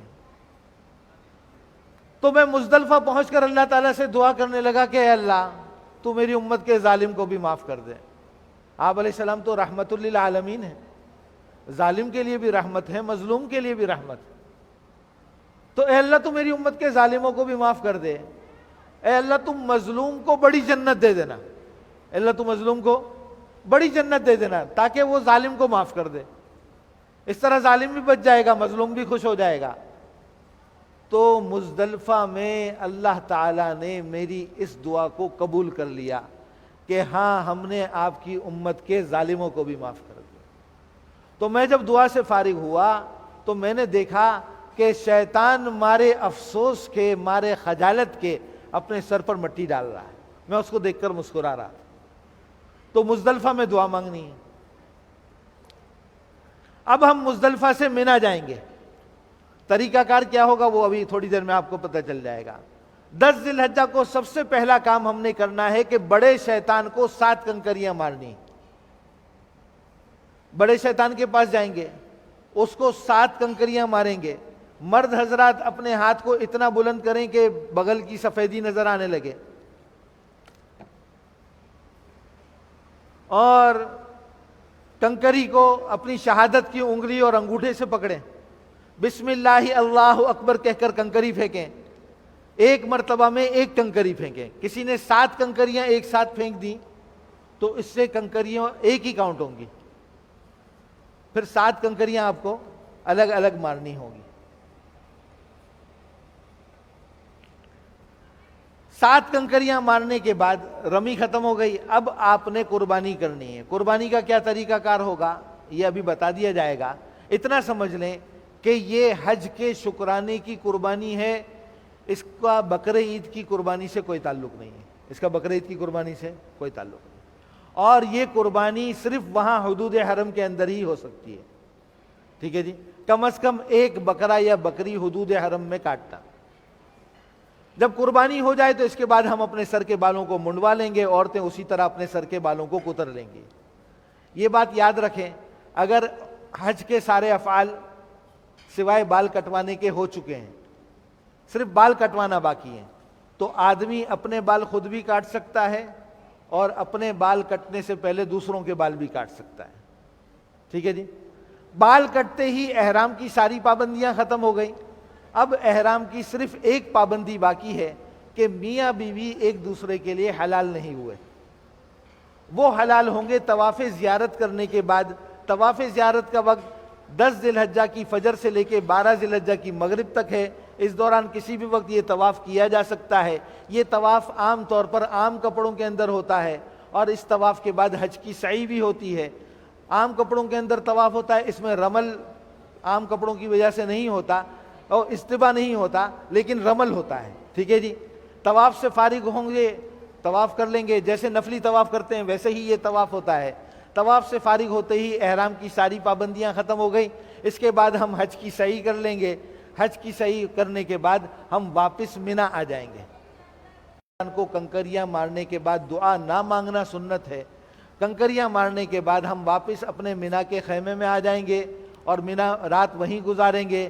اگلے دن 12 ذی الحجہ کو اسی طرح زوال کے بعد تینوں شیطانوں کو کنکریاں ماریں گے۔ 12 ذی الحجہ کی رمی مکمل ہوتے ہی ہمارا حج پورا ہو گیا۔ اگر چاہیں تو واپس اپنے ہوٹل چلے جائیں، چاہے تو 13 کی رمی کے لیے وہاں رک جائیں۔ 13 کی رمی اگر کسی کی 13 ذی الحجہ کی فجر منا میں ہو جائے تو اس کے اوپر 13 ذی الحجہ کی رمی واجب ہو جاتی ہے، جو زوال کے بعد ہوتی ہے، اور تینوں شیطانوں کو کنکریاں ماری جاتی ہیں، اور اس کا وقت 13 ذی الحجہ کی مغرب تک ہے۔ یہ حج پورا ہو گیا، حج کے سارے ارکان ادا ہو گئے۔ اب صرف حج کا ایک واجب باقی ہے، وہ یہ ہے کہ حاجی جب مکہ مکرمہ سے رخصت ہو رہا ہو تو بیت اللہ کا ایک طواف کرے، جسے طواف وداع کہا جاتا ہے، الوداعی طواف کہا جاتا ہے۔ یہ حج کے واجبات میں سے ہے۔ یہ عام کپڑوں کے اندر ہوتا ہے، اس میں سعی نہیں ہوتی، اور جس طرح عام نفلی طواف کرتے ہیں اسی طرح یہ طواف کیا جاتا ہے۔ اور اگر عورت ان دنوں ایام سے ہو تو اس کے اوپر یہ طواف واجب نہیں رہتا۔ یہ حج مکمل ہو گیا۔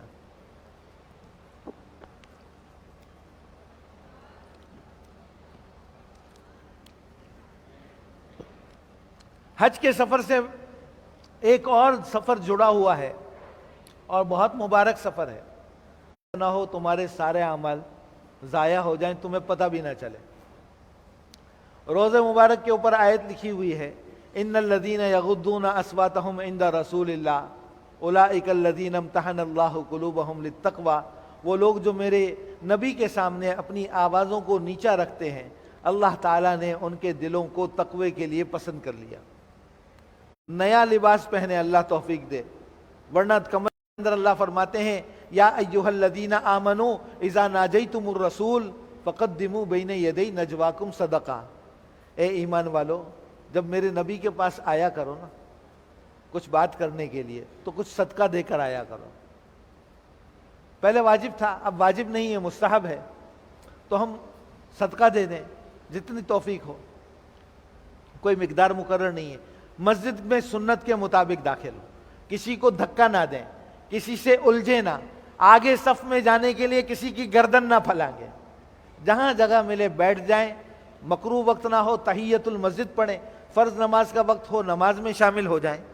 پھر جب آپ نے سلام پیش کرنے کے لیے روضہ مبارک پر جانا ہو، سب سے پہلے اپنے موبائل فون کو بند کر دیں، سب سے پہلے اپنے موبائل فون کو بند کر دیں، ٹھیک ہے جی؟ اور ختم کرو، ٹھیک، سب سے پہلے اپنے موبائل فون کو بند کر دیں اور ادب کے ساتھ کوشش کریں باوضو ہوں، نظریں جھکی ہوئی ہوں، دل کے اندر آپ علیہ الصلوۃ والسلام کے پاس حاضر ہونے کا شوق ہو، آنکھوں سے اللہ توفیق دے تو آنسو برس، اور نظری جھکا کر ہم درود شریف پڑھتے پڑھتے چلتے رہیں، جب اندازہ ہو جائے کہ ہم جالی مبارک کے سامنے پہنچ گئے ہیں تو ہم ادب اور محبت کے ساتھ آپ علیہ السلام کی خدمت میں سلام پیش کریں، السلام علیکہ ایھا النبی ورحمۃ اللہ وبرکاتہ۔ پھر جتنی دیر وہاں کھڑے رہنے کا موقع ملے آپ وہاں صلاۃ و سلام پڑھتے رہیں، ضروری نہیں ہے الگ الگ الفاظ کے ساتھ سلام پیش کریں، الصلاۃ والسلام علیک یا رسول اللہ، الصلاۃ والسلام علیک یا رسول اللہ، وہاں کھڑے ہو کر آپ پڑھتے رہیں جب تک وہ آپ کو وہاں کھڑے رہنے دیں، وہ آپ کو وہاں سے ہٹائیں، الجھنا نہیں ہے، لڑائی نہیں کرنی۔ یہ مسجد نبوی کے خادم ہیں، یہ روضہ مبارک کے خادم ہیں، ہماری کیا اوقات کہ ہم ان سے الجھیں، ہم چلے جائیں گے، پھر موقع ملے گا پھر آ جائیں گے۔ آپ علیہ السلام کی خدمت میں سلام پیش کریں، برابر میں حضرت ابو بکر آرام کر رہے ہیں ان کی خدمت میں سلام پیش کریں، برابر میں حضرت عمر رضی اللہ تعالیٰ عنہ آرام کر رہے ہیں ان کی خدمت میں سلام پیش کریں، اپنا بھی سلام پیش کریں، اپنے دوستوں کا، بھائیوں کا، بہنوں کا، جن لوگوں نے آپ سے سلام کا کہا ہو یاد آ جائے تو ہمارا سلام بھی پیش کر دیں۔ جب تک مدینہ منورہ میں قیام ہو کوشش کریں کہ ہمارا زیادہ سے زیادہ وقت مسجد نبوی میں گزرے، صلاۃ السلام پڑھتے ہوئے گزرے۔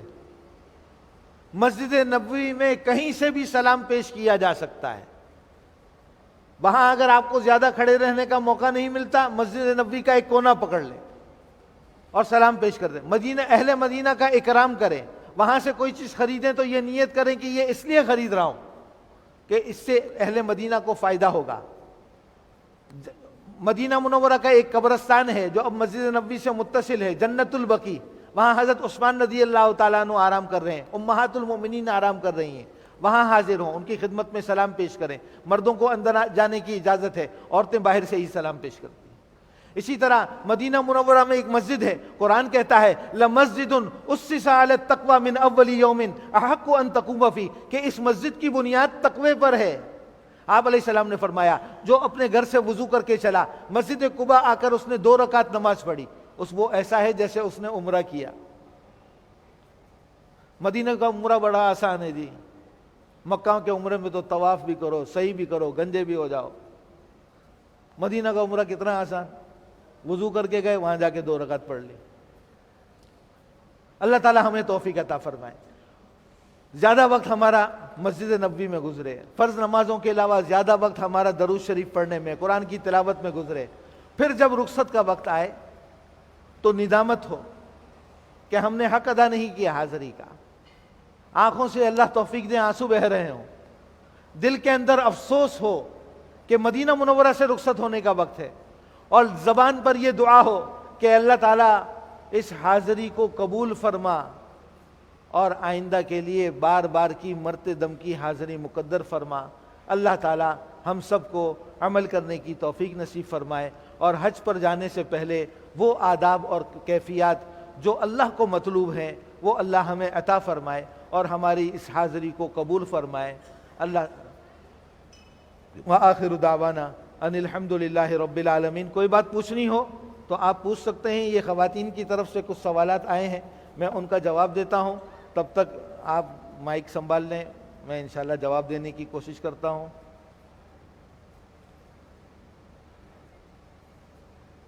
یہ جن کو کھانسی ہے اور مینتھول ہونے والی دوا ان کو استعمال کرنی پڑتی ہے، تو یہ اس کو استعمال کرنے کے بعد یعنی جب احرام سے فارغ ہوں تو 10 ریال صدقہ دے دیں۔